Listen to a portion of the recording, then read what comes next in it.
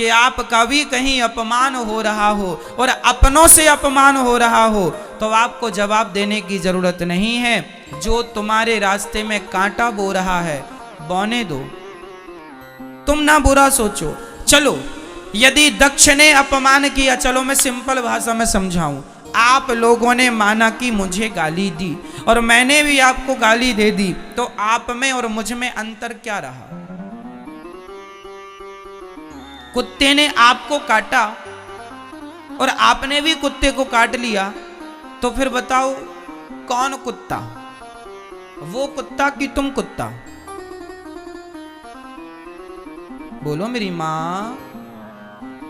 सास ने आपको गाली दी और आपने भी सास को गाली दी, तो बताओ तुम दोनों में समझदार हम किसे माने? मैया कह दो ना मेरी मां। सास ने भी गाली दी और बहू ने भी गाली दी, इन दोनों में समझदार कौन, आप बताओ? बोलो मेरी मां, कौन? सास समझदार है? ये मैया कह रही है सास समझदार है।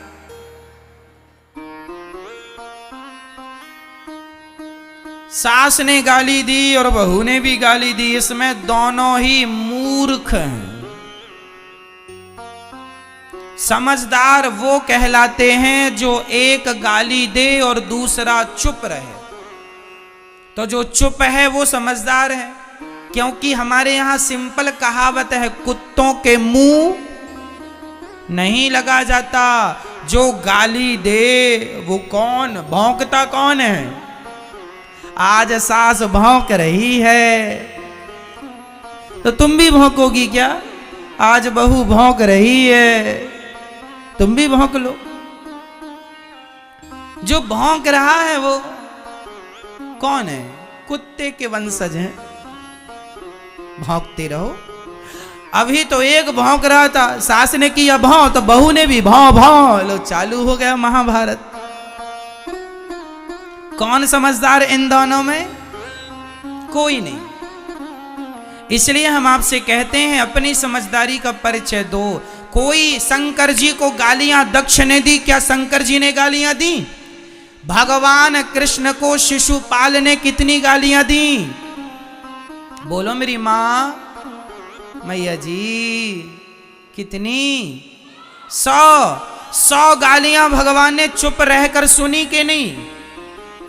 यदि भगवान होकर 100 गालियां चुपचाप सुन लेते हैं, तो हम और तुम इंसान होके 10-20 गालियां क्यों नहीं सुन लेते? क्यों कुत्तों की मुंह लगते हो? और अपने आप को आप लोग समझते हैं हम बड़े समझदार हैं, हम जवाब दे रहे हैं। अरे मां, कहां जवाब देना है कहां नहीं देना, यह भी एक समझदारी का विषय ही है। सबको जवाब नहीं दिया जाता है ना। क्या जवाब दें हम इनको? तुम ना दो, भगवान दे देंगे जवाब। जब तुझसे ना सुलझे तेरे उलझे हुए धंधे, तो भगवान के इंसाफ पे छोड़ दे ए बंदे। वही तेरी मुश्किल आसान करेगा, जो तू ना कर सका वो भगवान करेगा। छोड़ दो उस पर। सबका उत्तर देना जरूरी नहीं होता। शंकर जी को गालियां मिली, शंकर जी ने कोई उत्तर नहीं दिया। भगवान कृष्ण को गालियां मिली शिशुपाल के द्वारा, कोई उत्तर नहीं दिया। 100 गालियां हुई, सिर काट दिया। आप भी जवाब ना दिया करो। सास बोलती है, बोल, उसका स्वभाव है बेचारी का, बोल रही है। सुनने की आदत, सुनने का अभ्यास करो, ज्यादा से ज्यादा सुनो। और सुनो, अपना अपमान भी सहना सीखो। तितिक्षवः कारुणिकाः सुहृदः सर्वदेहिनां अजात शत्रवः शांता साधवः साधुभूषणा। वही व्यक्ति समझदार है, वही व्यक्ति सफल है जिसके अंदर सहनशीलता ज्यादा है। सह लो। यदि पाकिस्तान हमारा अपमान करे तो बिल्कुल ना सहो, पर तुम्हारे अपने ही तुम्हारा अपमान करें तो कोई बात नहीं, अपने हैं, माफ करते चलो। इनसे क्या झगड़ा करना। आपका भाई आपका अपमान कर रहा, माना कि माना कि आपका सगा भाई आपका अपमान कर रहा है, तो क्या लड़ोगे उससे? तुम्हारी तो भाई है, इसलिए उसे उसकी तरफ ना देखो। पागल हो गया, दिमाग खराब है, कुत्ता सवार है इसके ऊपर, भौंकने दो। कहां इससे मुंह लगा रहे हो? क्योंकि वो मेरे भाई ही तो है। अपनों से ना जिद पालो, अपने से ना लड़ो। हाँ, कोई आतंकवादी है, कोई दूसरा है, तो उससे लड़ जाओ, जीतो। किसे जवाब देना है, किसे जवाब नहीं देना, यह भी विवेक का विषय है। आप लोग जिसे जवाब देना होता है उसे तो देते नहीं है, और जिसे जवाब नहीं देना उससे लड़ते हैं। ये लड़कियां अपने भाई से लड़ बैठती हैं, लेकिन उसी लड़की को कोई सड़क में कोई परेशान कर दे, कोई लड़का, तो भाग के रोती रोती आ जाती है, मम्मी मम्मी उसने परेशान किया। अपने भाई को तो जड़ देती थी दो चार, उसे क्यों नहीं जड़ दिया? जिससे लड़ना हो उससे तुम लड़ती नहीं हो, और जिससे लड़ना नहीं उससे लड़ती हो। क्यों? तो किसके सामने चुप रहना है, किसके सामने बोलना है, यह विवेक का विषय है। जब तुम्हारी लड़ाई तुम्हारी सास से हो, मां से हो, भाई से हो, तो इन रिश्तों में जहर ना घोलो, इनसे कोई उत्तर ना दो। ये कह रहे हैं चलो गुस्सा है बोलने दो, हम लड़के किससे लड़ रहे? भाई से। क्या मिल जाएगा भाई से लड़के? इनसे कोई उत्तर नहीं। लड़ना है उनसे लड़िए, लड़ना है भ्रष्टाचार के खिलाफ लड़िए, आवाज उठाइए। लड़ना है किसी के साथ अत्याचार हो, अनाचार गलत हो रहा, उसके पक्ष में खड़े हो जाइए, लड़िए। लेकिन आजकल लोगों को कोई काम नहीं, अपने भाई से लड़ते हैं, अपनी सास से। चलो अब खा लिया, पेट भर गया, चलो अब बहू आओ जरा लड़ लें तुमसे हम, आओ दो दो हाथ की हो जाए। लो चल रही है घर में तू तू मैं, तू तू मैं चल रही है। और इससे भी बच गए तो आज भारत में जातवाद का जहर घोल के लड़ रहे हैं। मैं ब्राह्मण, मैं क्षत्रिय, मैं वैश्य, मैं शूद्र, लो भैया आपस में लड़ो, अब तुम्हारा अन्न कैसे पचे, लड़ो आपस में। लड़ रहे हैं, बुद्धि भ्रष्ट कर रहे हैं। अरे तुम्हारी यूं ही लड़ाइयों का फायदा अंग्रेजों ने, मुगलों ने खूब उठाया है। तुम्हारी आपस की लड़ाइयों का फायदा उठाया, कई 100 साल तक तुम भारतवासियों पर, हम पर राज्य किया इन लोगों ने, केवल इसलिए कि हम लोग केवल लड़ना जानते हैं। हम लोग संगठित रहना तो जानते नहीं कि चारों लोग एक साथ रहें, ब्राह्मण, क्षत्रिय, वैश्य और शूद्र। हम लोग लड़ते हैं जातवाद का जहर घोल करके, एक दूसरे से लड़ जाते हैं।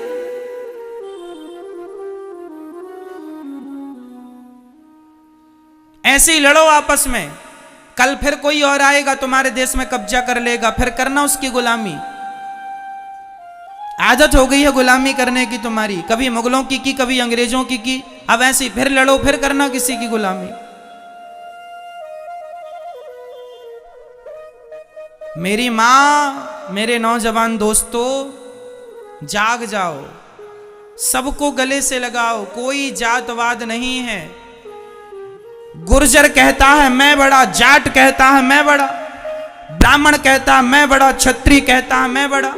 वो फलाने गुर्जर और जाट आपस में लड़ जाते हैं। क्यों लड़ते हो? तुम दो थोड़ी हो, तुम एक हो। क्षत्रिय और वैश्य आपस में लड़ जाते हैं, तुम दो हो क्या? अरे ऐसे ही लड़ते रहोगे तो कैसे काम बनेगा? आज बहुत सारे मुसलमान लोग ना हिंदुओं के नाम की फेसबुक में आईडी बना लेते हैं और वो जाट बन गए, अपने आप को जाट बन के गुर्जर को गाली दे दी, एक ने गुर्जर बन के जाट को गाली दे दी। वो है मुसलमान और लड़ा रहे हैं हम सबको, लो आप और हम लड़ रहे हैं अज्ञानवश। खूब ऐसा चलता है। क्षत्रिय लोग ब्राह्मणों को गाली दे देते हैं, ब्राह्मण लोग क्षत्रियों को गाली देते हैं। गाली ना हम तुम्हें देते हैं ना तुम हमें देते हो। तीसरा ही मंथरा, कैकेयी और दशरथ जी में कोई भेद नहीं था, भेद पैदा करने वाली ये मंथरा है। उसी तरह आज भी समाज में कुछ लोग भेद पैदा करने वाले हैं। ऐसे लोगों से अपने आप को बचा के रखना है और आप संगठित रहिएगा।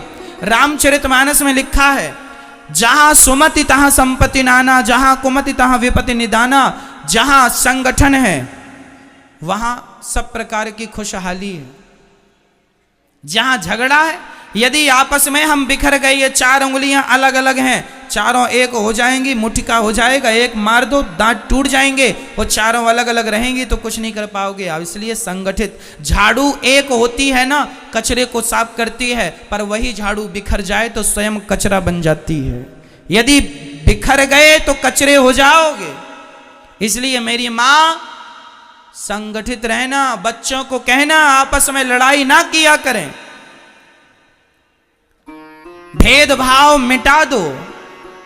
ब्राह्मण क्षत्रिय वैश्य शूद्र हिंदू हम एक हैं। बटो मत, बट जाओगे तो अस्तित्व खतरे में पड़ जाएगा। सब जरूरी है,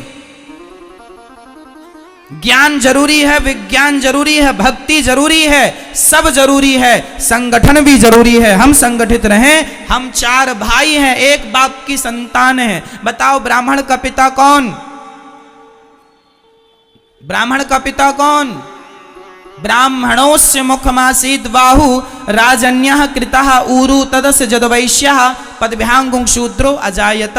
वेद मंत्र है ये। वेद में लिखा है भगवान नारायण के मुख से ब्राह्मण का जन्म हुआ, भगवान नारायण की भुजाओं से क्षत्रिय का जन्म हुआ, भगवान नारायण की जंघा से वैश्य का जन्म हुआ और भगवान नारायण के चरणों से शूद्र का जन्म हुआ। तो चारों के पिता एक ही हुए कि नहीं? पिता कौन है? नारायण। भगवान नारायण से ही ब्राह्मण क्षत्रिय वैश्य और शूद्र का जन्म हुआ। जब हम एक ही बाप की संतान हैं तो फिर झगड़ा किस बात का है? हम तो चारों एक ही हुए। गुण कर्म विभागशः, केवल आदमी के गुण कर्म के कारण विभाग हो गए। भगवान ने कह दिया एक पिता के विपुल कुमारा, एक बाप की चार संतानें थी, एक बेटा जरा ज्ञानी था तो बेटे का नाम रख दिया ब्राह्मण। क्या नाम रखा? ये ब्राह्मण है। एक बेटा ज्यादा युद्ध कौशल था, युद्ध में कुशल था, नाम रख दिया क्षत्रिय। एक जरा पैसे पे जरा ध्यान था तो नाम रख दिया वैश्य। और एक बेटे का सेवा में मन था, तीनों का सहयोग करता था, तीनों से प्यार करता था, उसका नाम रख दिया शूद्र। एक्चुअली शूद्र जात नहीं है, ब्राह्मण जात नहीं है, क्षत्रिय कोई जात नहीं है। ये तो हमारे बाप दादों के नाम थे। ब्राह्मण नाम का आदमी था, उसकी जितनी संतान हुई तो ब्राह्मण के नाम से जानी गई। क्षत्रिय नाम के आदमी की जितनी संतानें हुई क्षत्रिय के नाम से। हम लोग एक ही पिता की संतान है। मूल में पिता एक है, नारायण।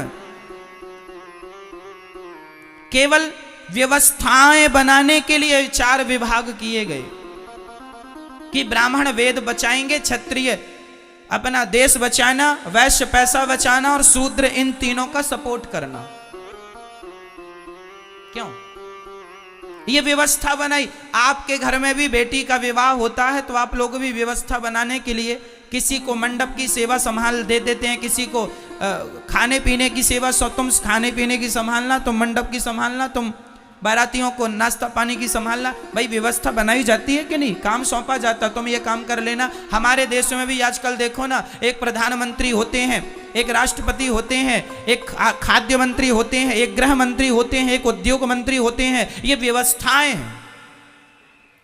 उद्योग का काम करना है, उद्योग मंत्री से मिल लो, और दूसरे काम है तो इन मंत्री से मिल लो, उन मंत्री से मिल लो। क्यों भाई?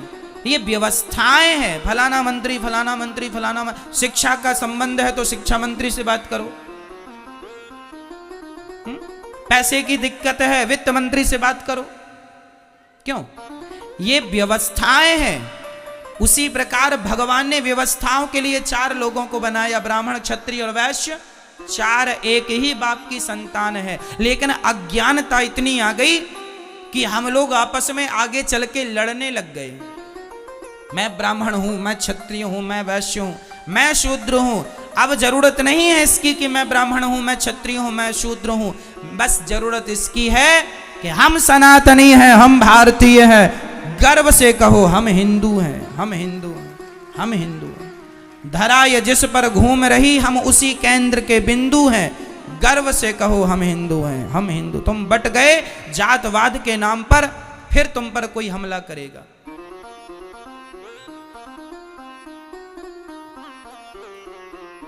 आज क्रिश्चियन लोग गांव-गांव में जाके हिंदुओं के गांव को धर्म परिवर्तन करा रहे हैं, और हिंदुओं के गांव को जो कम पढ़े लिखे लोग थे उनको क्रिश्चियन बना रहे हैं। तुम ऐसे ही अपनी अकड़ में रहे आना कि मैं ब्राह्मण हूं, मैं क्षत्रिय हूं, मैं वैश्य हूं, मैं शूद्र हूं। आगे चल के सारे हिंदू क्रिश्चियन बन रहे हैं। क्रिश्चियनों की एक बहुत बड़ी साजिश चल रही है। फिर क्या होगा जब सब लोग वही बन जाएंगे? कौन होगा तुम्हारी पक्ष की बात रखने वाला? कौन होगा तुम्हारा पक्ष लेने वाला?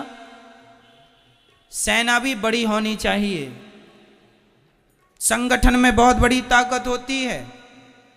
ये बातें हल्के में ना लेना, नहीं कल को आने वाली पीढ़ी तुम्हें गाली देगी कि तुमने क्या किया। अरे अपने हिंदुओं को बचा लेते कम से कम। अरे समय निकाला करो और अपने उन गरीब लोगों के पास जाकर बैठा करो जिन्हें 2 किलो आटा की जरूरत है, 1 किलो दाल की जरूरत है। जरा सा समाज में सेवा करो, सहयोग करो, सबको भूखे को भोजन कराओ। क्रिश्चियन लोग पैसे दे दे के धर्म परिवर्तन करा रहे हैं, हाँ या ना? और तुम लोग केवल अपनी अकड़ में 20 लाख की गाड़ी लेना है, 50 लाख की गाड़ी लेना है, गाड़ी घोड़े में पैसे लगाओगे। अफगानिस्तान का क्या हुआ? कब्जा कर लिया आतंकवादियों ने, सबकी जमीन जायदाद गाड़ी घोड़ा रखी रह गई। यदि तुम आपस में बढ़ जाओगे तुम्हारे ऊपर भी ऐसी कोई आके कब्जा कर लेगा, फिर भागते फिरना। इसलिए आज सनातन को बचाने की जरूरत है। चलो हम ये नहीं कहते कि तुम मुसलमानों को हिंदू बनाओ, हम ये नहीं कहते क्रिश्चियनों को हिंदू बनाओ। जो हमारे हिंदू भाई हैं उन्हें तो बचा लो, जो धर्म परिवर्तन करने में लगे हुए हैं उन्हें तो गले लगा लो, उन लोगों को तो हृदय से लगाओ, नहीं तो बहुत नुकसान होगा। और नुकसान सबका होगा। देश गुलाम हुआ, सबका नुकसान हुआ। सब लोग अपने अपने धर्म का प्रचार करते हैं। हिंदू लोगों को अपने धर्म की कोई नहीं पड़ी, कोई नहीं करता प्रचार, कोई नहीं बात करता धर्म की, कोई नहीं बात करता सनातन की, कोई नहीं बात करता राम और कृष्ण की।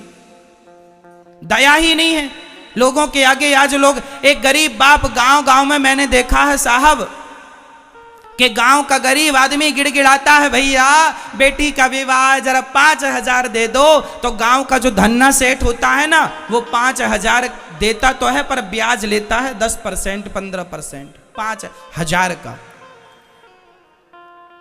अरे उस आदमी को ये तो समझ आए कि पागल, वो गरीब आदमी है, उसके बेटी का विवाह है, 5,000 दे दो। बेटी के विवाह में ईश्वर ने तुम्हें देने के लायक बनाया है, दे दो। उस गरीब आदमी से तुम ब्याज वसूलोगे? अरे दे दो 5,000, महीने 4 महीने में वापस कर देगा वो। क्या कि तुम 5,000 का ब्याज लगाए बैठ गए? कोई लाखों की बात हो तो बात 10-5,000 में तुम ब्याज लेते हो, कितना पैसा कमा लेते हो इससे? घोर नरक जाओगे। ईश्वर ने तुम्हें धन दिया है, इसका अर्थ ये नहीं कि तुम उसका दुरुपयोग करो। धन दिया है तो इसलिए दिया है कि तुम जरूरतमंदों की सेवा कर सको, दीन दुखियों को गले लगा सको, किसी गरीब आदमी की तुम मदद कर सको।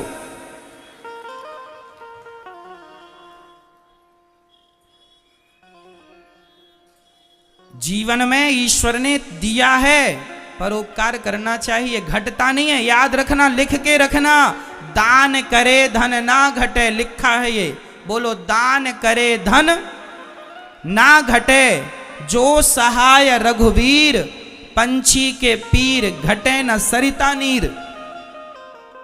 प्यासे को पानी पिलाने से नदी का पानी कम नहीं होता, दूसरों को फल खिलाने से वृक्षों के फल कम नहीं होते, और किसी की सेवा करने से धन कम नहीं होता। धन बढ़ता है, दान करने से बढ़ता है, पुण्य करने से। लेकिन आज का आदमी, मैं देखता हूं कि आज समाज में गरीब लोगों का अमीर लोग बहुत शोषण करते हैं, जरूरत से ज्यादा बहुत शोषण होता है। मैं निवेदन करूंगा, इसलिए मैं आप लोगों से कहा करता हूं, अपनी गरीबी खुद मिटाना शुरू करो, सेल्फ डिपेंड बनो, आत्मनिर्भर बनो, मेहनत करो। मेहनत करोगे तो गरीबी तुम्हारा पीछा छोड़ देगी सदा सदा के लिए। मेहनत करो, तुम सब कर सकते हो। खड़े हो जाओ और देश की गरीबी तब दूर होगी जब 135 करोड़ लोगों की गरीबी दूर हो जाएगी। प्रत्येक व्यक्ति अपनी अपनी गरीबी दूर कर ले, अपने आप मेरे देश की गरीबी दूर हो जाएगी। सोने की जरूरत नहीं है मेरी मां। धर्म का प्रचार किया करो, कह दो लोगों से, बाद में लड़ लेना। अभी संगठित रहो, लड़ने की जरूरत नहीं है। यदि हम आपस में लड़ बैठेंगे तो देश को कौन संभालेगा? कोई भी बाहर वाला अपने घर से हमें निकालेगा। दीवानों जरा होश करो, मेरे देश प्रेमियों। बताओ अंग्रेज कब भागे भारत से? 15 अगस्त 1947 को अंग्रेज लोग भाग के गए। क्यों भागे? क्यों भागे मुझे बताओ। इसलिए भागे क्योंकि मेरा पूरा भारत संगठित हो गया था, डर के मारे अंग्रेज भाग गए। यदि पहले 100 साल पहले यदि संगठित हो जाता तो ये अंग्रेज लोग 100 साल पहले भाग जाते। लेकिन तुमने संगठन करने में, संगठित होने में कई 100 साल लगा दिए, कई 100 साल लगा दिए संगठित होने में। और संगठित जिस दिन हो गए, भाग गए कि नहीं अंग्रेज? हाँ या ना? फिर कितनी बड़ी ताकत है संगठन की। इसलिए संगठित रहना मेरी मां। और जातवाद कोई लेके आए, घुसने ना देना घर में। कोई जातवाद नहीं, हम सब एक हैं। हमारे गांव का ब्राह्मण भी, क्षत्रिय भी, वैश्य भी, शूद्र भी, मैं अपने गांव जाता हूं ना तो मैं अपने गांव में सबसे मिलता हूं, सबसे राम राम करता हूं। ब्राह्मण हो, क्षत्रिय हो, वैश्य हो, शूद्र हो, मैं अपने गांव के शूद्र भाइयों के पास जाके भी बैठता हूं और पूछता हूं कि तुम्हें कोई जरूरत तो नहीं है? गरीब परिवार की बेटियां यदि दिखती हैं मुझे, मैं तुरंत कहता हूं कि जब इसका विवाह हो तो बता देना। जब से दास अनिरुद्ध ने होश संभाला है तब से हमारे गांव में किसी भी बेटी का विवाह होता है गरीब परिवार की, सबकी बेटियों के विवाह में भोजन की व्यवस्था दास अनिरुद्ध कराता है। जितने बाराती आएंगे सहयोग हो, यहां से होगा। गरीब हो तुम, मदद करेंगे। ईश्वर ने इस लायक बनाया है, करो। अरे 10-20 हजार में तुम्हारा कुछ नहीं घट जाता, पर 10-20 हजार में गरीब आदमी की बेटी का विवाह निपट जाता है। बनाया है तो करो, बांध के ले जाओगे। सभी में बांट कर खाए उसे इंसान कहते हैं। मैं बताता नहीं हूं, न बताने की जरूरत है, पर जीवन में ईश्वर ने योग बनाया है तो आपको करना चाहिए। अपना पेट तो पशु पक्षी भी भर लेते हैं, पर सभी में बांट कर खाए उसे इंसान कहते हैं। पराया दर्द अपनाए उसे इंसान कहते हैं। मैं छुआछूत नहीं रखता बिल्कुल। हमारे गांव में जितने लोग हैं सारे लोग, चाहे मोची समाज हो चाहे कोई, मैं सबको बैठता हूं, सबके पास बैठता हूं, सबको अपनी तरफ से राम राम करता हूं, सबके साथ बैठता हूं, बगल में बैठता हूं, सबका हालचाल पूछता हूं, भैया कैसे हो, सब आनंद है, कुशल मंगल है। सबसे हंसता हूं, सबसे बात करता हूं, सबको गले लगाता हूं। यहां गौरी गोपाल वृद्धाश्रम में भी मेरी वृद्ध माताएं रहती हैं। यहाँ सब प्रकार की माताएं रहती हैं, ब्राह्मण मैया, क्षत्रिय मैया, वैश्य मैया, शूद्र मैया।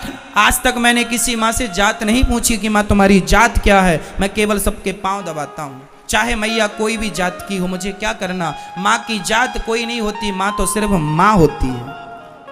मैंने तो जात पात का भेद मिटा दिया आपकी आंखों के सामने। आपके देख लो गौरी गोपाल वृद्धाश्रम में माएँ सब प्रकार की हैं, ब्राह्मण, क्षत्रिय, वैश्य, शूद्र। पूछ लेना कि मैंने किसी से जात तो नहीं पूछी, आज तक मैंने किसी से ना जात पूछी, केवल सेवा किया है मैंने, केवल सेवा। मैं नहीं मानता, मैं ये मानता हूं कि ईश्वर की सब संतान है, प्यार से रहो। गले लगाने में ज्यादा अच्छा है, नफरत घृणा रखने में अच्छा नहीं है। क्यों?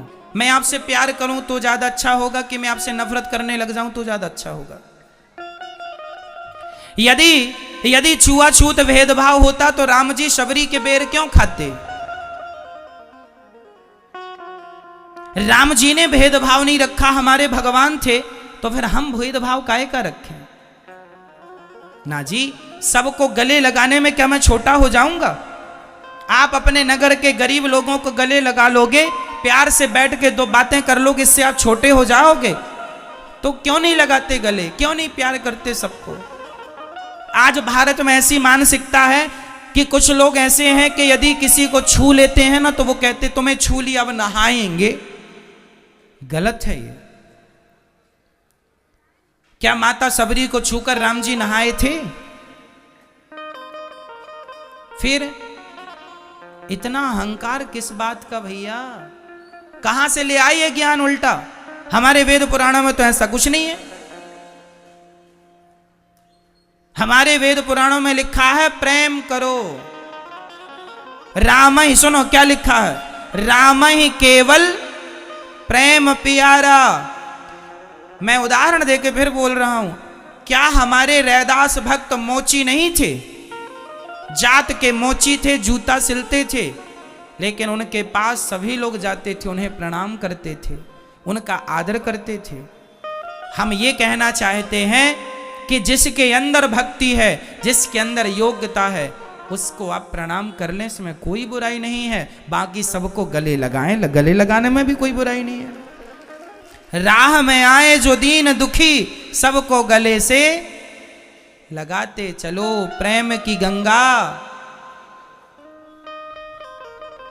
मिटा दो ये जहर, बहुत बड़ा नुकसान हो जाएगा मेरे देश का यदि ये जहर बना रहा तो।